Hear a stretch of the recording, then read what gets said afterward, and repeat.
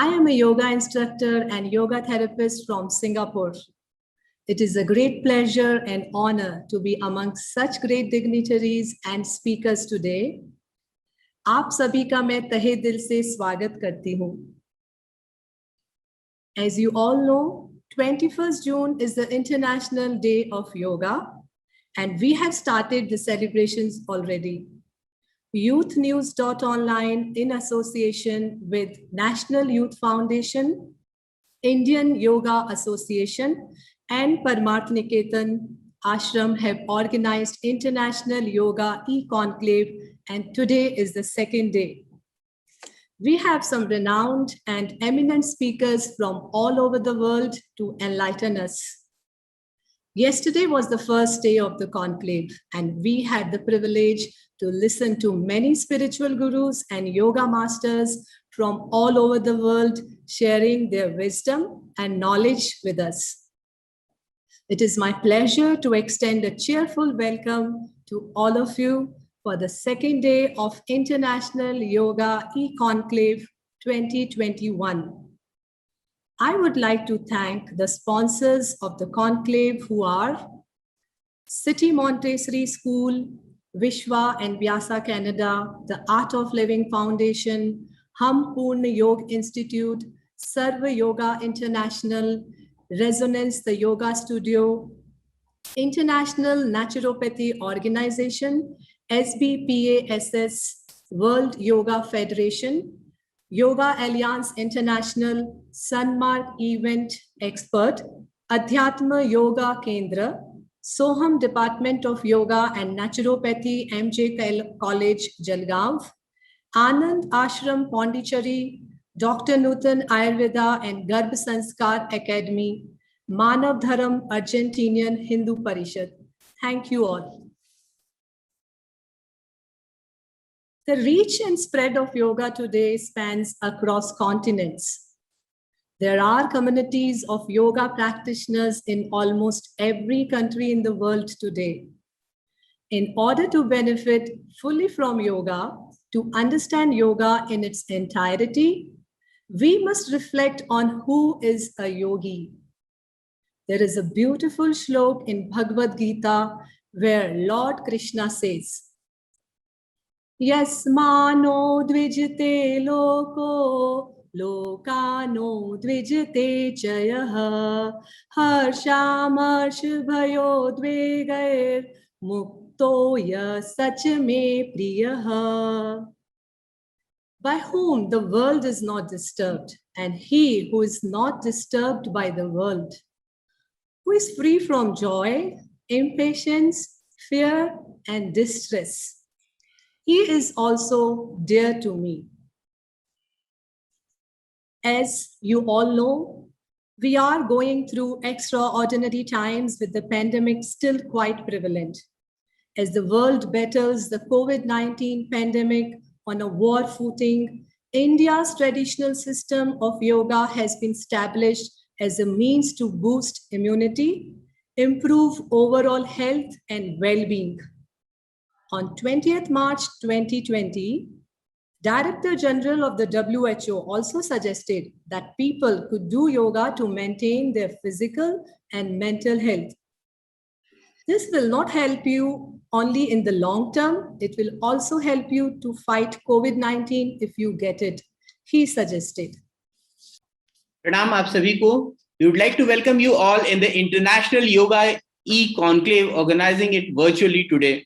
ये कोरोना का एक ऐसा कठिन समय है जब हम सभी अपने अपने घरों में हैं और इस समय बड़ा ही मुश्किल हो जाता है चीजें कर पाना. फिर भी हमने एक प्रयास किया है और एक कदम उठाया है इस दिशा पे कि हम लोग कोरोना को तभी हरा पाएंगे जब हम योगा को इंट्रोड्यूस करेंगे, जब हम नेचुरोपैथी को इंट्रोड्यूस करेंगे. इसी क्रम में मैं आप यहाँ आए हुए सभी अतिथियों का हार्दिक स्वागत, वंदन एवं अभिनंदन करता हूं. इसी क्रम में हमारे बीच में आज कार्यक्रम के चीफ गेस्ट श्री 1008 आचार्य महामंडलेश्वर स्वामी कैलाशानंद गिरी जी महाराज हमारे बीच में आ चुके हैं. मैं उनका भी अपनी News.Online की तरफ से हार्दिक स्वागत, वंदन एवं अभिनंदन करता हूं. We would like to introduce that this event is conceptualized and organized by News.Online in association with Parmarth Niketan Ashram, Haridwar, and Indian Yoga Association, supported by National Youth Foundation, City Montessori School, Vishwa and Vyasa Canada, the Art of Living Foundation, Hum Purna Yoga Institute, Sarva Yoga International, Resonance the Yoga Studio, International Naturopathy Organization, SBPASS, World Yoga Federation, Yoga Alliance International, Sanmarg Event International, Adhyatm Yoga Kendra, Soham Department of Yoga and Naturopathy, MJ College, Jalgaon, Ananda Ashram, Pondichery, Dr. Nutan Ayurveda and Garbh Sanskar Academy, Manav Dharma, Argentina, Hindu Parishad. We would like to welcome you all again. एक बार मैं स्वागत करना चाहूंगा हमारे आज के कार्यक्रम के विशिष्ट अतिथि स्वामी गोविंद देव गिरी जी महाराज जी का, जो कि हमारे बीच में आ चुके हैं, जो कि ट्रेजरार हैं राम जन्मभूमि तीर्थ ट्रस्ट न्यास के। मैं स्वागत करना चाहूंगा हमारे बीच में परम पूज्य हिज होलीनेस परम पूज्य स्वामी चिदानंद सरस्वती जी, जो कि फाउंडर हैं परमार्थ निकेतन आश्रम के, वो आ चुके हैं। मैं उनका स्वागत करता हूं। I would like to welcome from my kind heart Dr. Antonietta Rossi from Italy, founder Sarva Yoga International. I would like to welcome Sneha Arora, Indian classical and Bhakti singer. I would like to welcome Valentina Cortini. I would like to welcome Sri Gaurav Prakash ji, जो कि हमारे बीच में आ चुके हैं. I would like to welcome Carlos G. Verratti, the director of the Center of Yoga Sadhana of Argentina. I would like to welcome Mr. Adi Stern, co-founder Ashtang Yoga. I would like to welcome Swami Vidyanand ji. He is a very renowned and founder and president Yoga Alliance International, World Yoga Federation, Meditation Alliance International. I would like to welcome you all here in this board, in this International Yoga E-Conclave. We are doing it for the second time. एक बार पुनः यहाँ आए हुए अतिथियों का मैं आप अपनी सभी सहयोगी संस्थाओं की तरफ से हार्दिक स्वागत, वंदन एवं अभिनंदन करता हूं और अनुरोध करता हूं आज के कार्यक्रम के हमारे होस्ट तनुज नारायण जी से कि कार्यक्रम को आगे बढ़ाएं। तो मैं अपने next speaker I am inviting mister Eddie Stern to take forward our e-conclave on yoga. Eddie is from New York. He's from New York, and he's the co-founder of Ashtang, and he's also an author, a yoga teacher, and a lecturer. And in fact, he was in Mysore from 1991 to 2009, and where he has learned a lot of chanting and philosophies. And his books are also very popular in the world today. So.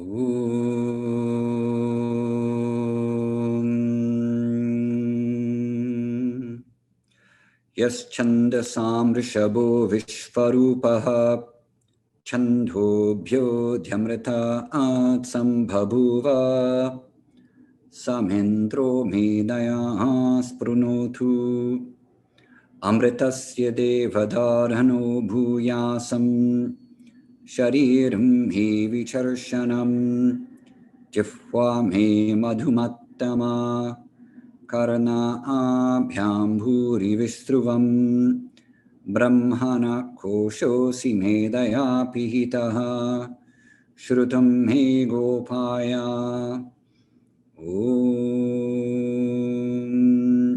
shanti shanti shanti.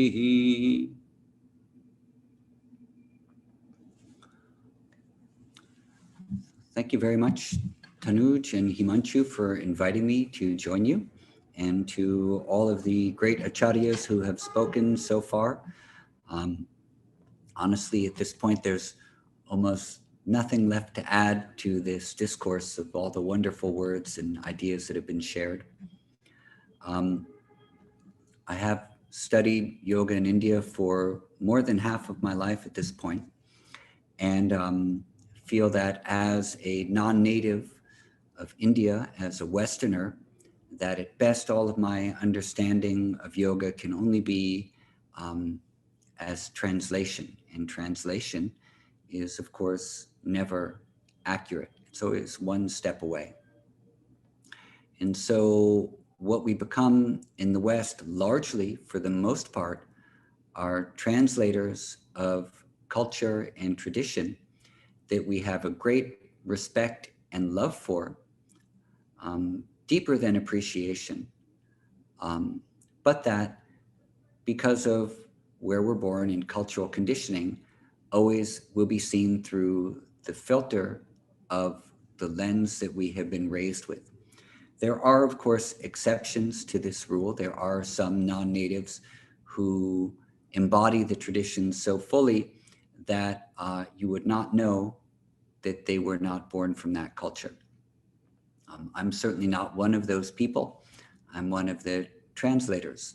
And what that has led me towards is largely towards science, and that if I am going to speak in a language which is the language I was raised with, English, that is, and I'm going to be a teacher or a conveyor of the practices of yoga that I was taught in India, there's going to be a particular way that I can communicate that in the world with which I live. I've worked in education for a long time. For the past 20 years, I've worked in education, and for the past 10 years, I've worked in scientific research. And so science, curriculum, communication largely becomes the modality with which I operate with in regards to yoga, which of course is my passion and the thing that I do with my life. So this brings us to the current situation that we're in right now with the pandemic and with COVID. And for the past year, I've been doing research on COVID with a doctor named Dr. William Bushell and other researchers in the West from very important universities. I have to say I'm not a scientist, I'm not a doctor, I'm a yoga student. I didn't even go to university. I went to India after high school to start studying. But I have learned a fair amount of science over the past decade. And one of the things that we have been looking at starting from last April were the mechanisms within yoga that seem to very directly target some of the things that were occurring with COVID. In particular, the way that the COVID virus is attacking the human organism. And indeed, it is attacking. We have systems built into our body which act as defense mechanisms for invading pathogens for the express purpose of killing off those pathogens so that they do not shorten our lifespan unnecessarily or lead to great illness. And the area where we have the greatest amount of defenses being made are in the nasal cavity, in the paranasal sinuses, and in the orifices of the head, where disease will first start to come into the body. Right now in India, of course, you are seeing, and the world is seeing, a tremendous, tremendous rise in the cases of COVID, in the mortality from COVID, and the world feels your pain and is standing next to you through this. In the news of India, there had been many articles written about proning and about certain breathing techniques that can be used to deal with what is called the silent hypoxia, which occurs when the COVID virus is attacking and gets deep into the lungs and disallows the body to absorb oxygen. So in every major Indian newspaper, there has been the graphic shown of what does proning look like.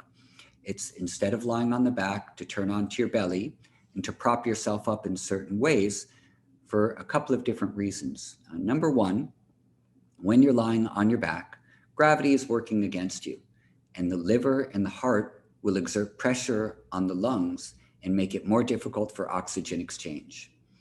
As well, we have less lung tissue in the front of the body than we do in the back of the body.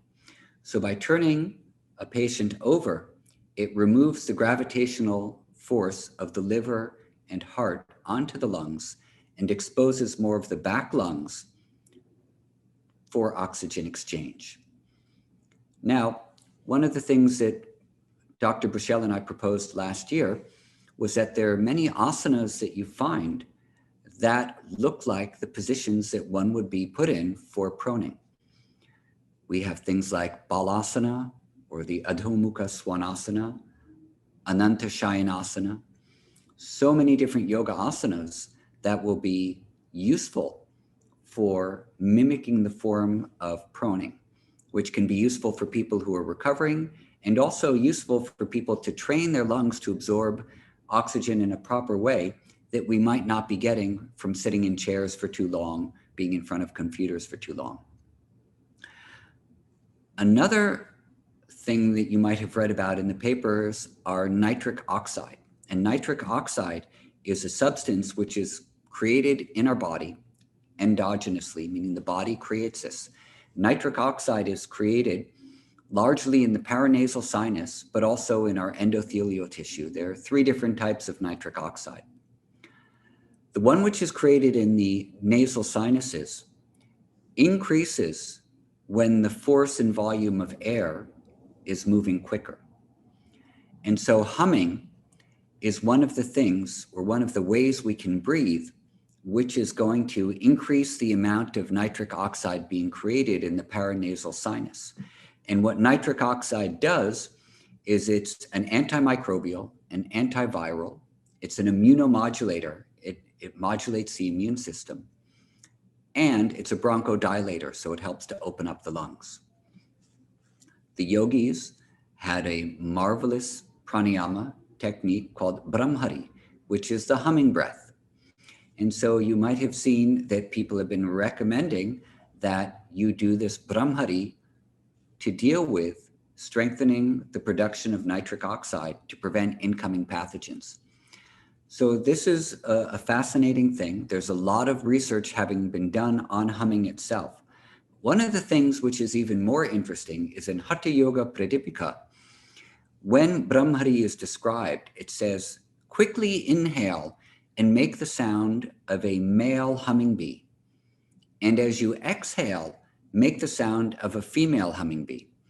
Most yoga practitioners knows of this Brahmhari as mainly making the sound on the exhalation. But the Hatha Yoga Pradipika says clearly, make a sound on the inhale too. Now, what some of the research has shown from Western scientific studies is that when you hum on an inhalation, well, let's start with the exhalation. When you hum on an exhalation, it creates nitric oxide with all of its wonderful properties. But when you hum on an inhalation, it takes that nitric oxide that has been created and allows it to come back into your system where it has all the healing properties.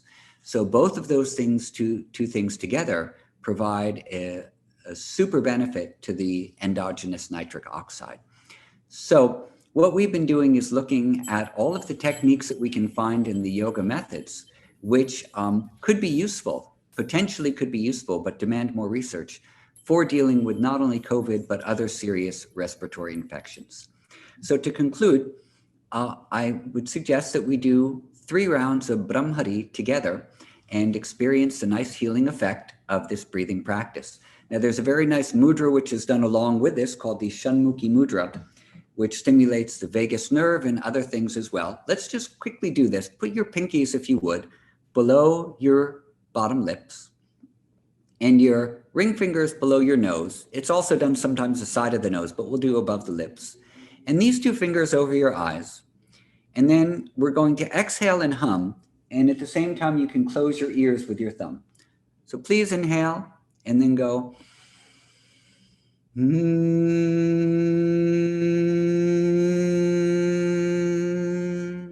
Just a regular inhalation now. Don't worry about humming. Exhale, hum.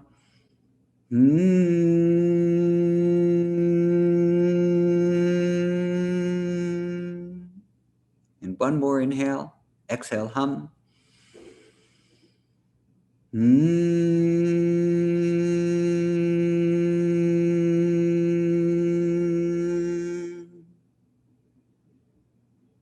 Rest the hands on the lap. Breathe in slowly 1 time. And breathe out slowly 1 time. Okay. So I thank you very much for this invitation. For all those who would like to practice the Brahmari, you can do it 15, 20 minutes a day, no problem. It will have a wonderful effect. Even if you don't use the mudra, but you just sit there and hum, it will still be beneficial. And you can give it to your friends and family, everyone. No harm will come.